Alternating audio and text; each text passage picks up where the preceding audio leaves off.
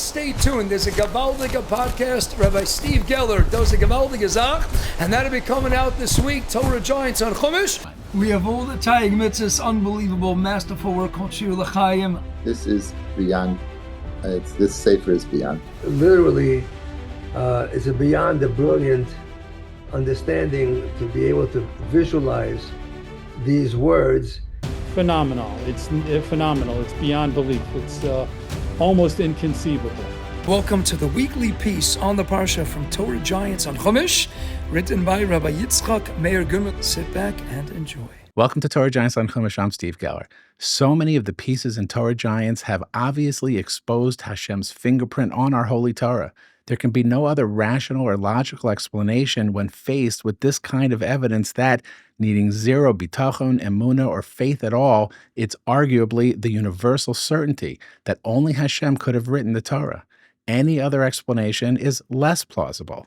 And we've actually had similar evidentiary proof of the same phenomenon on many of the Rabbi Goodman videos we've made here. But nothing prepared me for what he brings us this week. So spectacular that I went to the biggest Gedolim and Talmidei Chachamim available to me for their help in explaining this amazing piece and giving their impressions of it, which you just heard. That's how big this is. But before we start, let's learn a little bit about acronyms.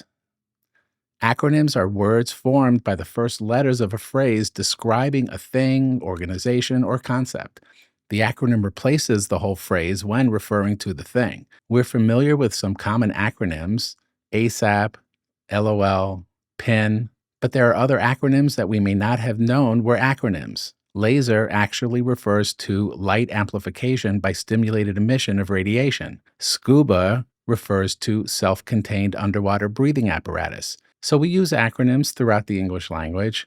Acronyms, or Roshei Tevos, are also very popular in the Torah and Mefarshim. Everyone knows that Elul represents Ani Ladodi V'Dodi Li. Since that is from a pasuk in Shir HaShirim, it's the basis for Roshei Tevos Elul, again abbreviating the term that appears in Tanakh. Other examples of Roshei Tevos include Rashi, which is an acronym for Rabbi Shlomo Yitzchaki, and Chazal, which stands for Chachmeinu Zichronim Levracha. Our sages, may their memory be a blessing. Notrikin are similar to Roshei Tevos, but arrived at from the opposite direction. Notrikin is where we take a word from Tanakh or the Gemara and create our own description of that word using the letters of the word in their order. Amen is a famous example of Notrikin, where the letters Aleph, Mem, Nun were turned into Kel Melech Ne'eman.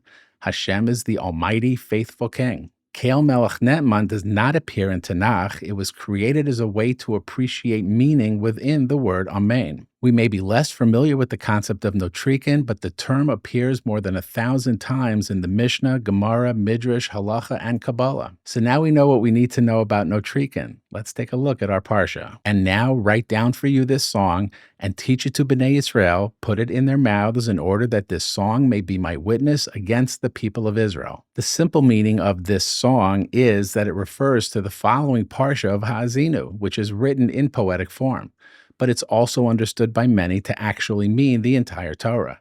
But even if understood as the next Parsha, there's an amazing statement by the Vilna Gaon about Haazinu. In Penina Mishulchan Hagra, the Vilna Gaon explains, Haazinu has precisely 613 words, which hints to the order of the 613 mitzvahs of the Torah. He adds that one with intelligence will understand. The Gra isn't merely suggesting that the 613 words in Haazinu are a hint to the 613 mitzvahs in the Torah. That wouldn't take exceptional wisdom to understand. No, he goes a step further and actually hints that the order of the words of Haazinu connect to the order of the mitzvahs as they appear in the Torah and the Sefer Achinuch. Think about that for a moment. 613 words in Haazinu not only match 613 mitzvahs in the Torah, but the order of the words in Haazinu match the order of the mitzvos. The Gra finished this with that enticing saying, the one with intelligence will understand. Well, a great scholar, Rav Chaim ben Zvulun Yaakov Zatzal, accepted this challenge. He investigated this claim by the Gra and wrote the rare volume Shira LeChaim, in which he demonstrated the Gra's hint with the system of Nutrikin. Well, I found a copy of the sefer on HebrewBooks.org. I'll put a link to it in the description so you can download it for free. I wanted to go through the first pasuk of Haazinu and see how this works. So I went to our Rav Eytan Feiner Shlita, and other holy Gedolei HaTorah for help going through the first 7 words making up the first pasuk in Haazinu. You are not going to believe what you're about to hear. Gewaldig, haloch halamaisa, Haazinu, hey Hamon, Aleph and Oshi, the Hamon and Oshi, the crowds of mankind. What are we commanded to do in the very first mitzvah? Adam and Chava, Puravu, Milus, Haaretz, Zayin, and Zochar. It's only in the males, not in the females. Yud, Yolid, Nekeva, V'Zochar. Yud, Nun, and Zayin. What do we do? And Vav, V'Zochar. You have to give birth to a Nekeva and a Zochar. That's mitzvahs Puravu, the very first mitzvah, corresponding accordingly to the very first word of Parshas Haazinu.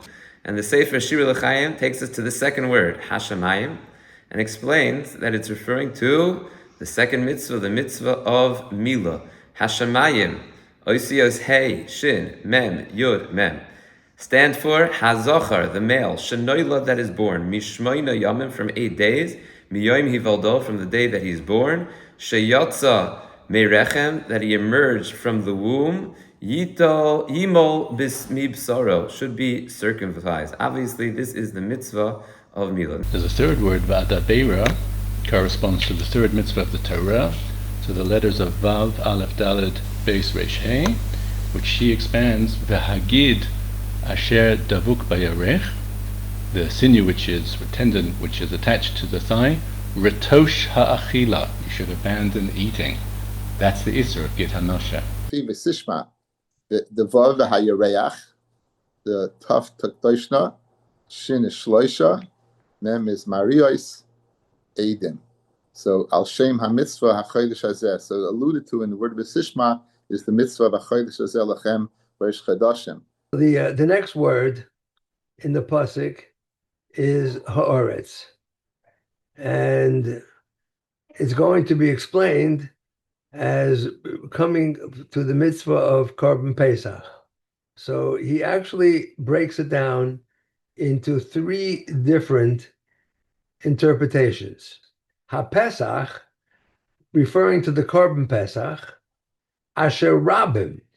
This is a mitzvah that's done by many and the whole community. Tzemudim Hashchita. They're all connected together. All the people are connected together in the act of the shechita, of the slaughter. Achrei ritzas tzel tzaharayim. The shechita is done after the shadow of noon has passed, meaning at the exact time in the afternoon. As Reshus Tzibor, it's a communal obligation. And then he adds, this all reflects to the pasuk in the Torah where it says, Hashem HaKosov, V'shachatu oisai kol kahal adas Yisroel bein ha'arbayim. That the entire assembly of congregation of Yisroel shall slaughter it in the afternoon. The night of the first Moed, you should eat. That's what it is. The 7th word, which is the last word in the first pasuk of the parsha, is Fi, Pei Yud, or Fei Yud. And that stands for several different phrases, each one with a Pei and a Yud. Starts off Pesach Yutzla. The Korban Pesach should be roasted, which is in fact the 7th mitzvah, that the Korban Pesach has to be roasted as opposed to being boiled or cooked in some other way. And then the text continues, Plag Yishmor, the time of Plag should be guarded, which could be a reference to when the Korban Pesach is sacrificed on Erev Pesach.